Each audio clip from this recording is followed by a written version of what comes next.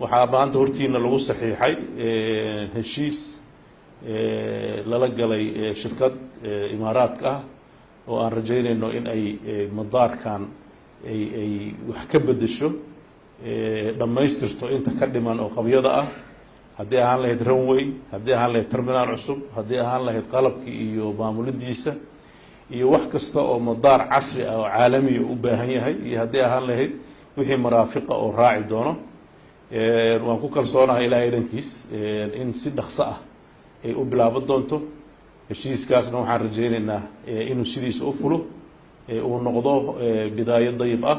waxaan kaloo rajaynaynaa madaarada kaleetana inay sidaas oo kaleeto marka kan lagu guulaysto ay iyaguna heli doonaan sidoo kale waxaa joogay qeybta korontada ayaa shalay la tegay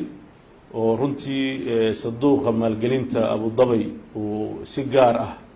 korontada magaalada inuu wax uga qabto aan rajaynayno way soo booqdeen iyaga iyo wasiirada way arkeen baahida way isla qiimeeyeen waxaan rajaynaynaa iyadana daraasada baahida dhabta ah iyo sida shabakadaha hadda jira la isugu xiri lahaa iyo inta magaalada u baahan tahay ballaarinteeda iyadana waxaan rajaynaynaa inay dhaqso u ballaabto sidoo kale waxaan ka codsanay hay-adaha khayriga ah imaaraadka in ay dalka yimaadaan iyagana si ay kaalintooda u qaataan waxaan codsigeenu u ahaa dhinac maalgelin iyo ganacsi iyo dhinac mashaariic gargaarka oo iyadana barbar socota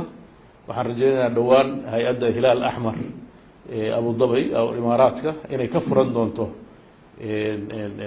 xafiis puntland